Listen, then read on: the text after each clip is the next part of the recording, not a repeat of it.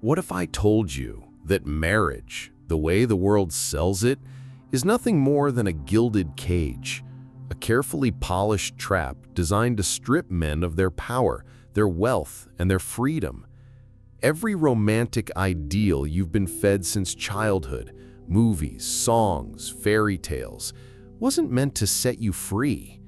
It was meant to make you docile, dependent, and ultimately disposable. Nietzsche saw this over a century ago. He joked that the married philosopher belongs to comedy, because he understood something most men still refuse to see. No truly free man would willingly chain himself to a system rigged against him. And if you're bold enough to stay with me, you might just save yourself from a lifetime of silent suffering. Let's start with a story you won't forget. Back in 2015, a man named Robert, an engineer earning 6 figures, married his college sweetheart. For years, he played the perfect husband, provider, protector, the nice guy who never raised his voice. Then, on their 7th anniversary, she blindsided him. Divorce papers. Within months, the court took his house, his savings, and worst of all, his children. What did Robert walk away with? A crushing alimony payment and supervised visits with his kids every other weekend. Robert isn't the exception, he's the rule. Nietzsche warned us that marriage in its modern form is nothing but a cage, a place where men burn themselves alive under the illusion of love and security. Look at the numbers. Over 70% of divorces today are initiated by women, often in marriages where the husband thinks everything is fine. Psychologists even have a name for it, the walk-away wife syndrome. It's not a myth, it's a calculated exit strategy. Research from the National Marriage Project found that women are far more likely to file for divorce if they feel unhappy, while men will tolerate years of misery out of duty or obligation. And when divorce hits, men lose on average half their net worth. Some lose everything. But financial ruin is only the surface wound. The deeper cut is emotional. Look around in pop culture. When's the last time you saw a married man portrayed as strong, respected, and admired? More often, he's shown as a bumbling fool, a henpecked loser, or a punchline. From Homer Simpson to sitcom dads, the cultural message is loud and clear. Marriage turns men into clowns. Nietzsche would call this the triumph of slave morality. Strong men guilted into serving the weak, a society that despises its own backbone. History shows how deep this runs. In ancient Rome, the paterfamilias, the male head of household, held absolute authority. His home was his fortress, his bloodline his legacy. But fast forward to the 19th century, and Victorian morality had reduced men into sentimental providers. Marriage wasn't about power or family legacy anymore. It became a prison wrapped in roses, where men were told to suppress their instincts for the sake of civilized society. And today, the legal system doesn't even hide its bias. Husbands are treated like disposable income streams. A Harvard study in 2018 found that in more than 80% of cases, divorce courts favored women, even when the woman was the primary aggressor. In practice, men are guilty until proven innocent. The hardest pill to swallow is this: love, as it's sold to you, is a lie. The dopamine rush of early romance fades, but the legal contract remains. And when she falls out of love, the state is on her side, not yours. So how did we get here? Let's trace it. Once upon a time, marriage was a throne, not a trap. In ancient Sparta, men didn't beg for loyalty, they commanded it. Spartan wives didn't file for divorce because they were unhappy. They respected their husbands, feared them, followed them, because their men were warriors. Compare that to today, where a single missed child support payment can strip a man of his children, his freedom, even land him in prison. What changed? The answer lies in one of the greatest social engineering projects of all time, the dismantling of male authority. In medieval Europe, marriage was a contract between families. It wasn't regulated by the government, and a man's home truly was his castle. The church preached wifely submission, and the law upheld a husband's authority. But the Enlightenment brought a poison disguised as progress. Philosophers like Rousseau romanticized female virtue, painting men as brutes and women as delicate angels in need of protection. The trap was set. By the 19th century, the noose tightened further. Under Queen Victoria, the idea of the gentleman took hold. Men were expected to suppress their instincts, open doors, and worship purity. Marriage shifted from duty and legacy to sentimentality. And sentimentality, Nietzsche warned, is a weapon. Then came the 20th century, and with it the death blow: no-fault divorce.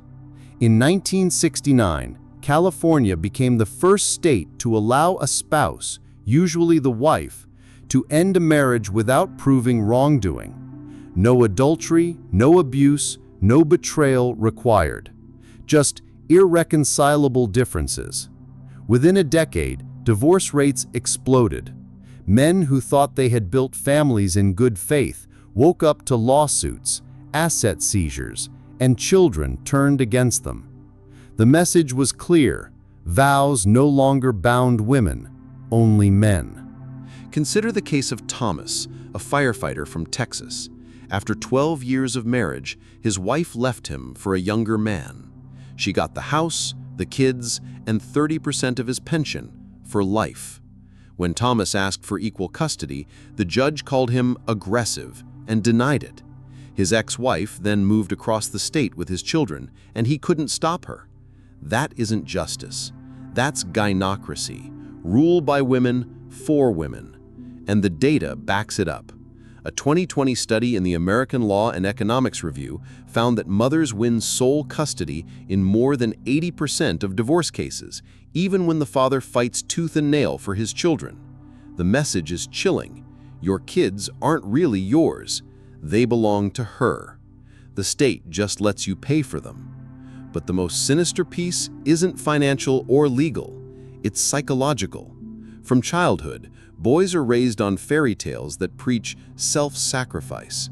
Happy wife, happy life. If you love her, you'll do anything for her. These aren't truths. They're spells, incantations designed to tame men. Nietzsche warned us of this trap. The surest way to corrupt a youth is to instruct him to hold in higher esteem those who think alike than those who think differently. Boys are taught to seek female approval above all else, and then they're punished for it. History shows where this road leads. Take the Roman Empire. As it declined, Roman men became soft, indulgent, submissive to outside influences, obsessed with pleasure instead of power. Sound familiar? Today's men aren't much different, raised on porn, video games, and the illusion that marriage is the ultimate badge of masculinity. Meanwhile, women are taught to despise traditional men while still demanding their resources. The result? A generation of lost boys, raised without fathers, doomed to repeat the cycle. But there is a way out. The men who thrive today are the ones who reject the script. They understand that modern marriage is, in Nietzsche's words, a legal suicide pact. They stop pouring their energy into a rigged system. Instead, they build empires. They live by the will to power, the drive to dominate their own lives, not to serve a corrupt institution. Which brings us to the next layer of the trap: biology itself. You've been lied to about love, not just misled, betrayed. Those emotions you felt? The sleepless nights?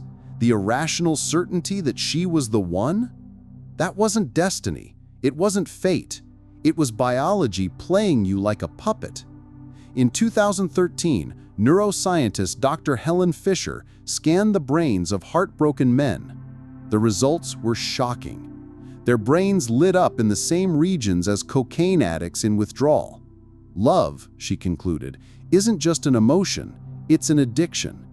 And like any addiction, it clouds judgment, erases boundaries, and turns rational men into slaves.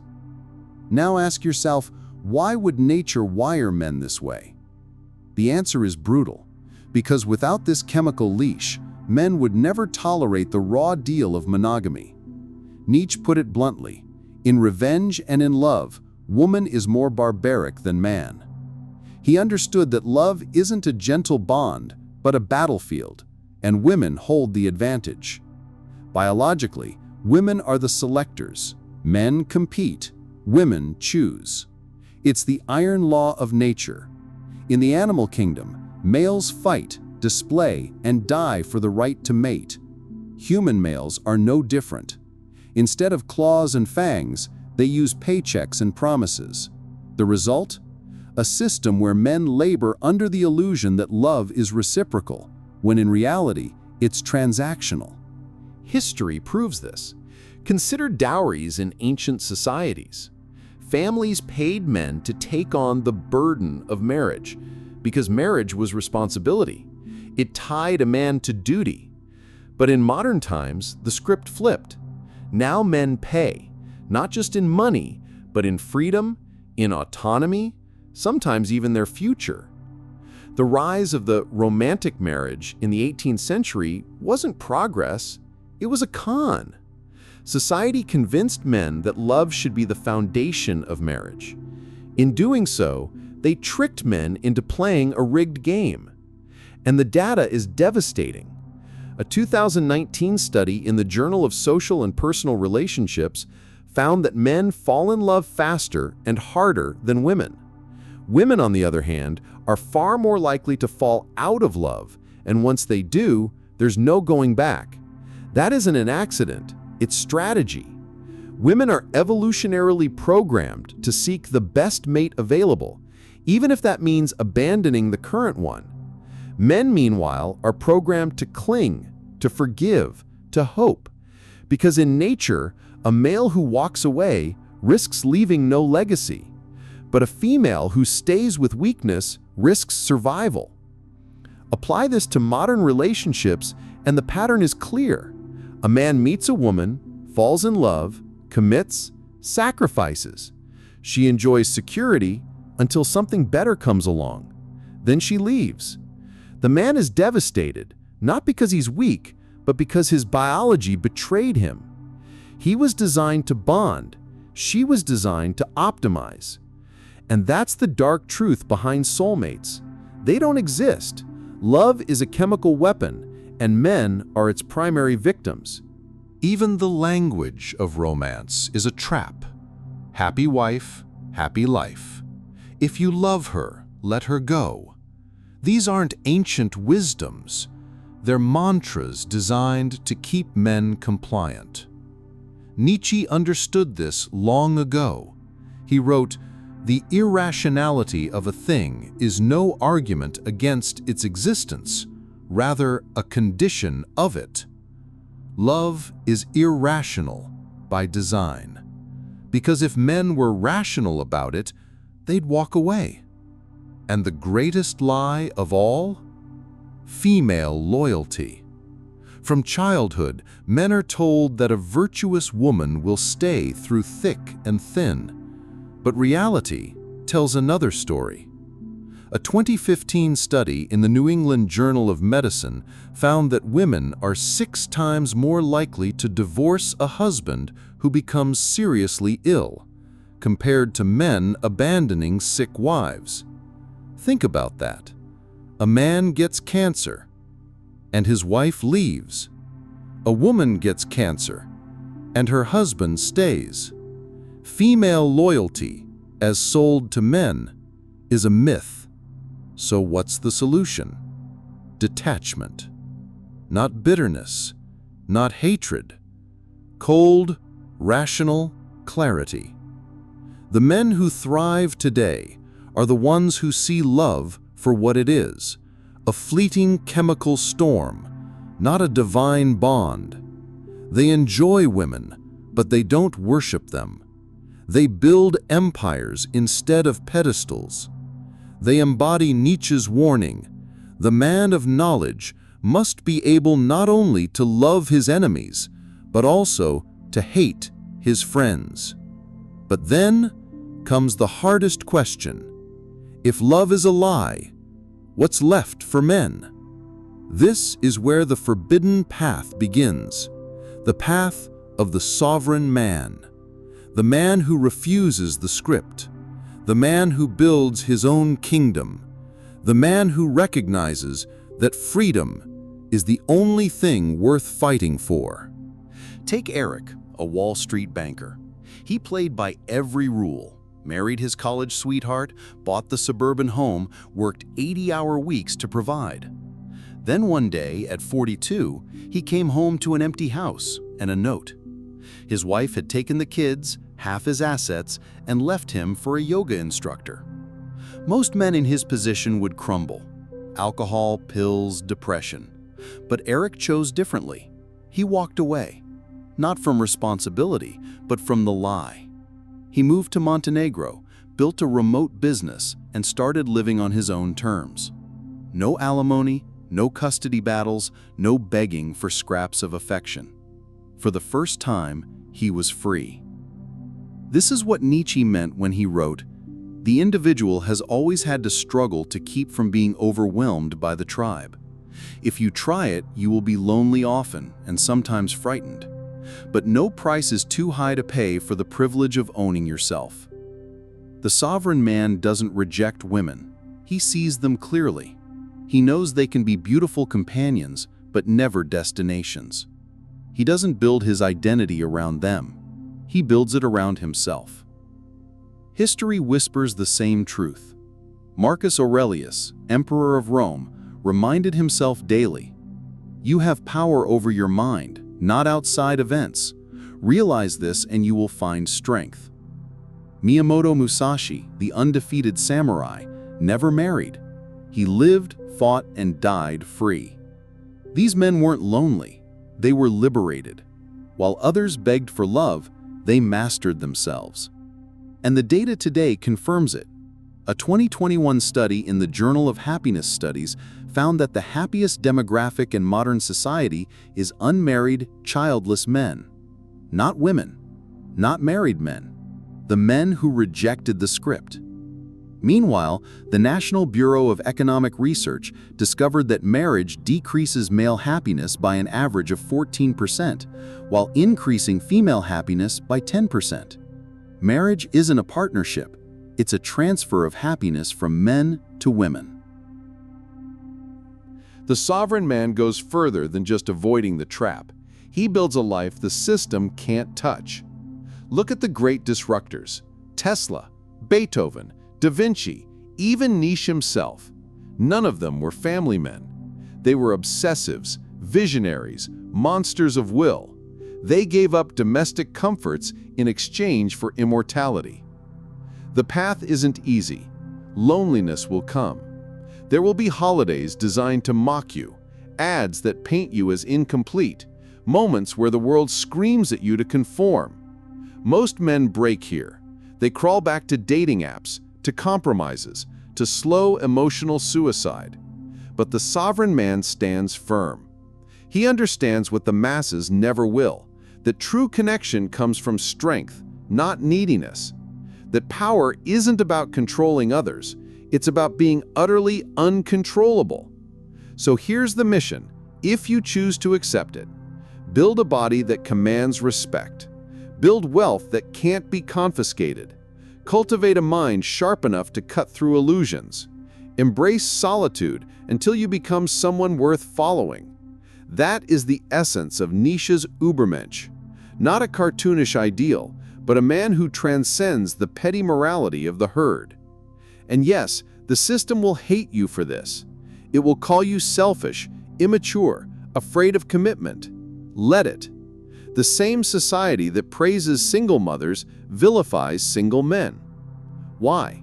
Because a man who can't be controlled is the greatest threat of all. This isn't about hating women. It's about loving yourself more than any illusion. Appreciating women, enjoying them, but never worshiping them. Because at the end of the day, they're human too, flawed, beautiful, and just as trapped by biology as men are. The difference, you don't have to play the game. Nietzsche's final warning still echoes: become who you are. Not a husband, not a provider, not a character in someone else's story. The sovereign man writes his own. The cage door is open. Will you walk out?